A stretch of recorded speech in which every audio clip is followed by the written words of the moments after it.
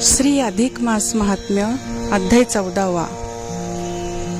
श्री गणेशाय नमः। श्री विष्णूने लक्ष्मीला पुरुषोत्तम मासातील दीप प्रज्वलित ठेवण्याच्या पुण्याचे वर्णन करणारी आणखी एक कथा सांगितली। तो म्हणाला, पूर्वी सौभाग्य नावाच्या नगरात चित्रबाहू नावाचा राजा राज्य करीत होता। तो शूरवीर व धार्मिक होता, कृष्ण भक्त होता। एके दिवशी अगस्त्य मुनी त्याच्याकडे आले, त्यांचे त्याने स्वागत केले, त्यांची स्तुती केली, आपले सर्व राज्य त्यांना अर्पण करण्याची तयारी दर्शविली। अगस्त्यांना त्या कृष्ण भक्त राजाचे दर्शन घेऊन आनंद झालाच होता। त्याने चित्रबाहूला म्हटले, तुझे हे राज्य मी तुलाच परत देतो, तुला पाहूनही मला धन्यता वाटली आहे। तेवढ्यात राजाची पत्नी चंद्रकला तेथे आली। तिला अगस्त्यांनी कृष्ण भक्तीचे आशीर्वाद दिले। राजाने विचारले, ऋषीवर्य, मला हे राज्य वैभव, ही संपत्ती, ही सुशील पत्नी, हे सर्व कसे प्राप्त झाले? माझे कोणते पूर्वपुण्य सफल झाले? मुनी म्हणाले, मला तुझा पूर्वजन्म पाहिला पाहिजे। त्यांनी तत्काळ समाधी लावली। तेव्हा त्यांना असे दिसले की चित्रबाहू राजा पूर्वी मणिग्रीव नावाचा क्षुद्र होता। त्यांना जे दिसले ते त्यांनी राजाला सांगण्यास सुरुवात केली। ते म्हणाले, चमत्कार नावाच्या शहरात तू मणिग्रीव नावाचा एक शूद्र होतास। तू अत्यंत दुराचारी होतास, तू सर्व प्रकारची पापे करीत होतास। चंद्रकला ही तुझी पत्नी त्यावेळी तुझी सुंदरी नामक पत्नी होती। आपल्या पतीचे वर्तन दुष्ट असूनही ती पतिव्रता धर्माने त्याच्या बरोबर राहत होती। त्याचे अनेक गुन्हे झाले म्हणून त्याच्या जात बहिणी त्याला हाकलून दिले। बृहद्बल राजाने त्याची सर्व मालमत्ता जप्त करून त्याला अरण्यात घालवून दिले। त्याची पत्नी त्याच्यासोबत गेली। पुष्कळ दिवस लोटले। मणिग्रीव प्राण्यांना मारून आपले पोट भरत असे। काही दिवसांनी अरण्यातून उग्रदेव नावाचा एक तपस्वी चालला असता थकल्यामुळे मूर्छित पडला। मणिग्रीवाने त्याला पाहिले आणि त्याच्यावर शीतल उपचार करून त्याला सावध केले।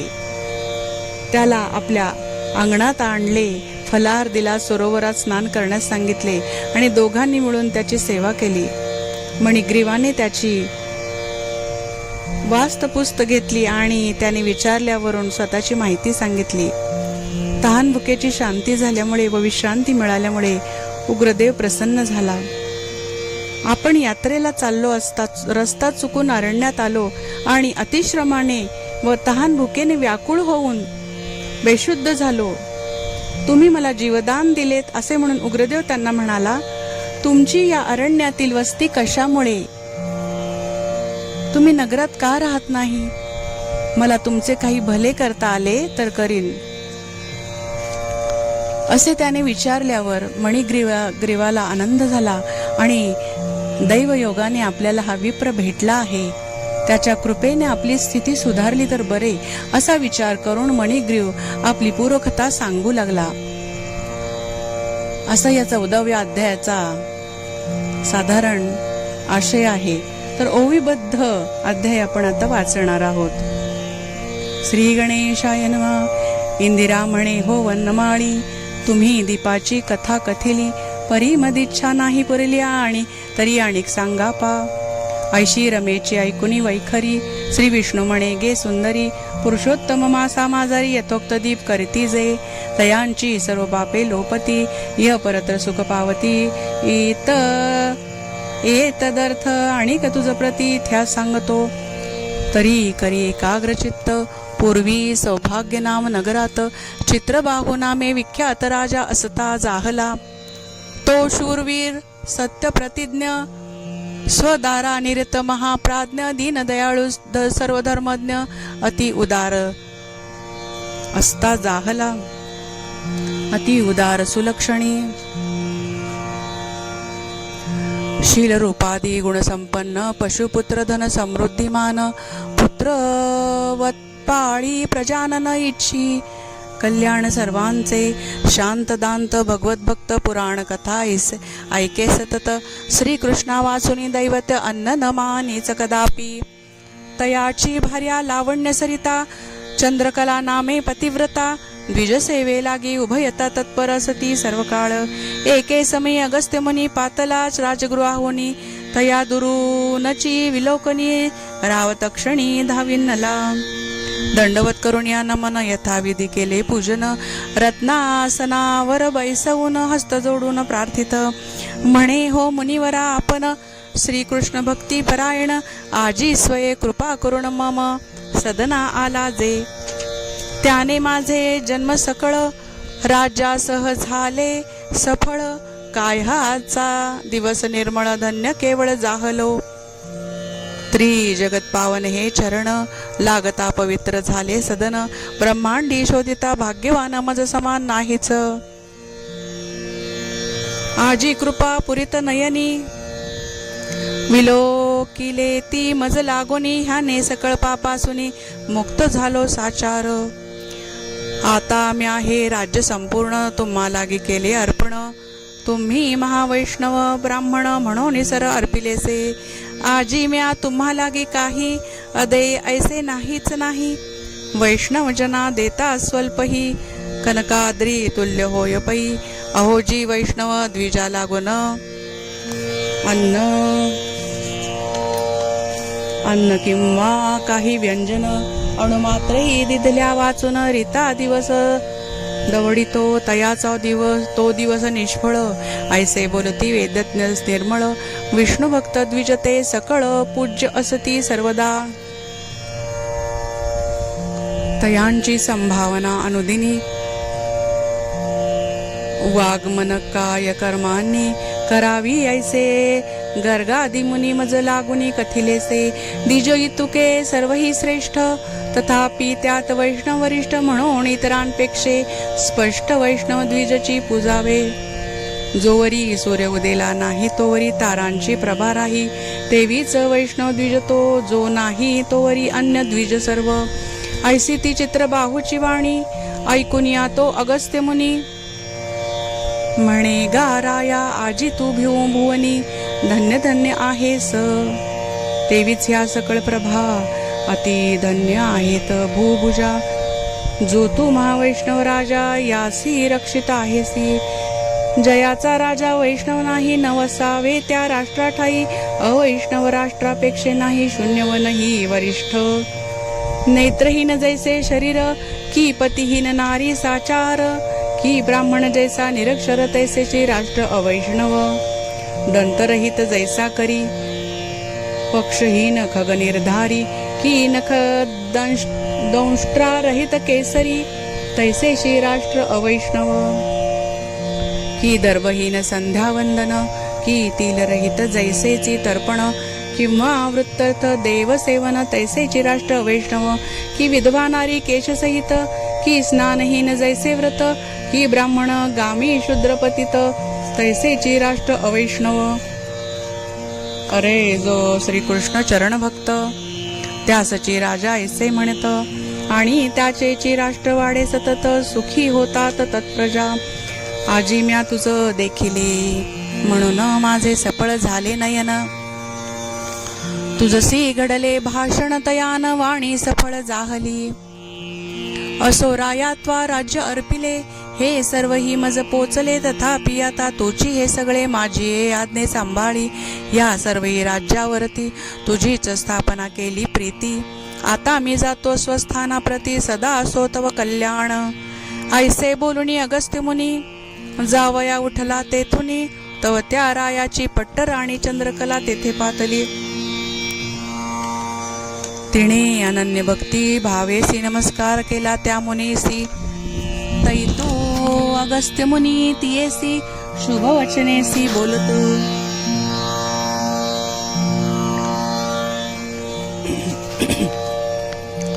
हे कल्याणी तुझ जन्मभर अवैधव्य असो निरंतर. स्वपती लागी सदा सादर भक्तिभावे भजे तू.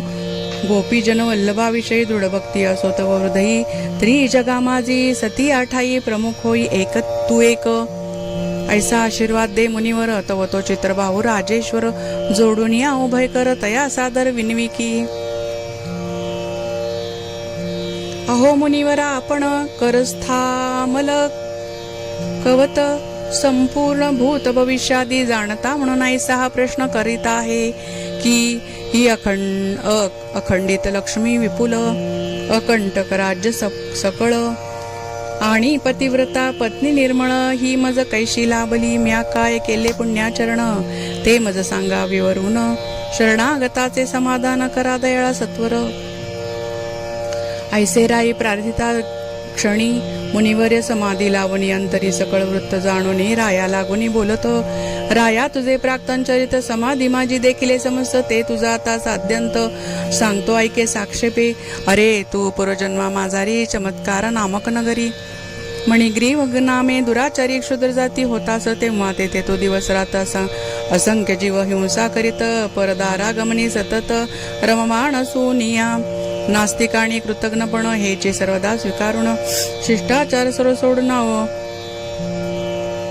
औद्धरते वर्तत होतास आणि ही चंद्रकला तव जाया पूर्वजन्मी तुझीच भार्या सुंदरी नामे गुणवती आर्या पतिव्रता होती पै काया वाचा मने करुण पतीसे सेवी रात्रंदिन संकटी ही धैर्य धरुण स्वधर्माचरण करीत असे व्रताराचे वर्तन दुष्ट परित्यावर नव्हे कदा रुष्ट तयासी जे का असते इष्ट तेच सदाचरी ऐसी ती सुंदरी सद्गुण खाणी परी तो मणिग्रीव दुष्ट म्हणून तयाच्या बंधू ज्ञातीजनाने त्याग केला तयाचा बृहत बळ राये कोपुनी बळे तयाचे सर्व द्रव्य हरिले यत्किंचित जे का उरले तेही घेतले ज्ञातींनी ऐसे जाता द्रव्य समस्त तया धनेच्छा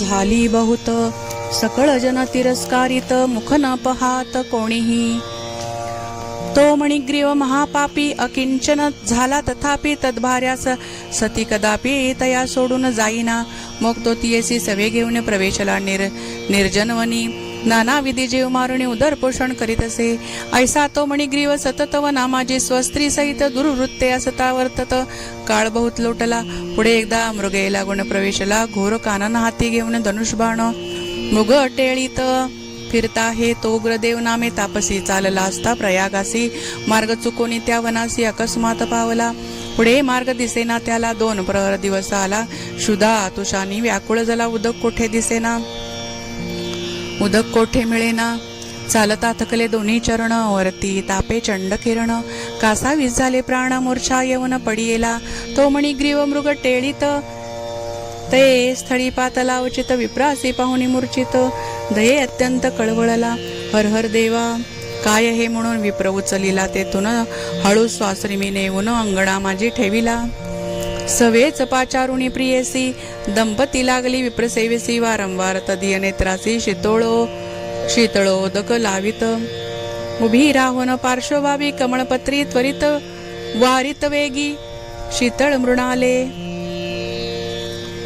उत्तमांगी पुन्हा पुन्हा ठेवितायसे विविध शीतोपचार लावी चालविता मुहूर्तभर तो उग्रदेव द्विजवर सचेतन जाहला उघडून या दोन्ही नयन चहूकडे पाहे विलोकन तव ते स्थलांतर देखून भाऊ आश्चर्य जाहले आणि विचारित अंतःकरणी मी आज होतो कवणे वने येथे मज आणले कोणी काहे आहे अद्भुत ऐसे चिंतित उठोनी बैसला तो मणिग्रीव पुढे पाताला असतो जोडीने उग्रदेवाला म्हणे सावध झाला की आता कृपा की जे मजवरी येथे आहे शीतळवारी तेथे स्नान करुणी सत्वरी नित्यकर्म सारावे नंतर करुणी फलाहार यथेष्ट प्यावे शीतळ निर मग बैसोनी मुहूर्तभर विश्रांती घ्यावी सुखाने भय न धरावे अंतरात मी रक्षिता आहे सांप्रत मज संगे चलावे त्वरित दयाळी प्रसाद कीजी ते तयाचे ऐकुनी वचन उग्रदेव उठला तक्षण मणिग्रीवे हस्त धरुण सरोवर तीरी पोचविला तेथे महावट वृक्षाखाली क्षण मात्र विश्रांती घेतली तदनंतर सरोवर जळी यथोक्त स्थान सारिले आणि सारुण्या नित्यानिक यथेच प्राशिले शीतोदक पुनश्च तीरी येऊनी देखवट छायसी बैसला तव मणिग्रीव स्वस्त्री प्रत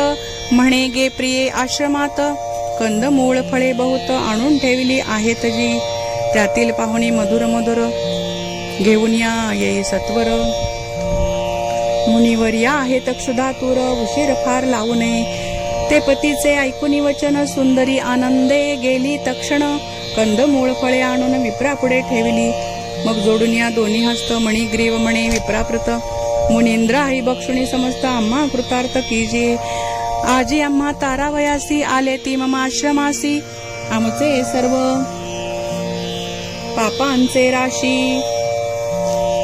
भगवत दर्शने लोपले ते मणिग्रीवाचे ऐकून वचन उग्रदेव म्हणे रे तू कवण आहेस ते मज लागून आदी निवेदी सकळिक जाते आधी ठाऊके नाही त्या ज्याचे विप्रेन भक्षावे काही त्याचे ऐसे सकळ विद्वज्जनांचे सांगणे आहे साक्षे ते. ऐसे विप्राचे ऐकून वचन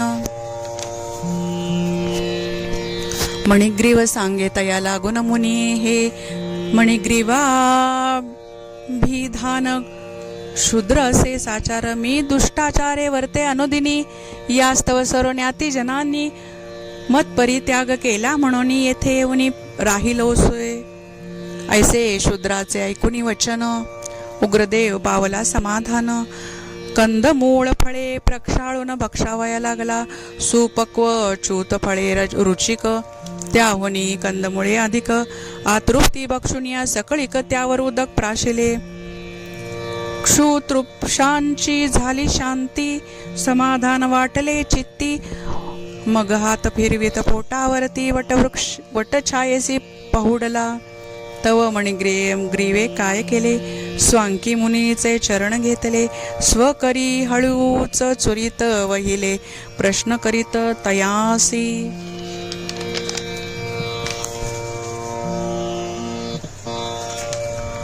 म्हणे हो मुनींद्रा आपण कोठे करीत होता गमन ह्या निर्जन वनी आगमन काय म्हणून जाहले.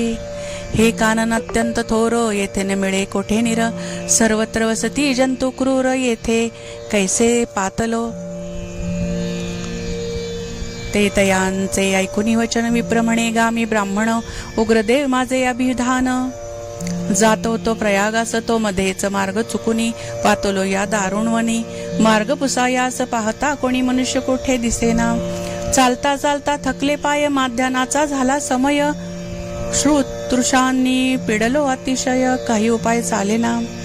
मरणोन्मुख झालो तक्षण शोधिता न मिळे जीवन परी काही पूर्वार्जित म्हणून त्वदागमन जाहले.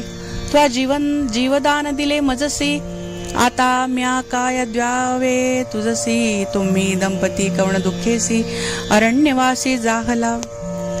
ते मजला सांगे त्वरित तुमचे दुःख हरितो समस्त. ऐसे विप्राचे ऐकून भाषित क्षुद्र अत्यंत आनंदला आणि आपुले सर्व वर्तमान कथिता झाला अनुक्रमान. ती कथा परंपावन पुढच्या प्रसंगी वर्णिजेल. इति श्री अधिक मास महात्म्यसार बृहन्नारदीय पद्माधार सज्जन श्रोते ऐकोत चतुर्दशोध्याय गोडा. इति चतुर्दशोध्याय. गोपाल कृष्ण भगवान की जय. या अध्यायात दानाची महती सांगितलेली आहे की अधिक महिन्याभर प्रवास करू नये. ज्यांना शक्य असेल त्यांनी असं करायचं आहे. आणि महिना झाल्यानंतर एका योग्य मनुष्याला प्रवासासाठी 101 रुपये किंवा यथाशक्ती दक्षिणा द्यायची आहे असं या 14व्या अध्यायात सांगितलेलं आहे. गोपाल कृष्ण भगवान की जय.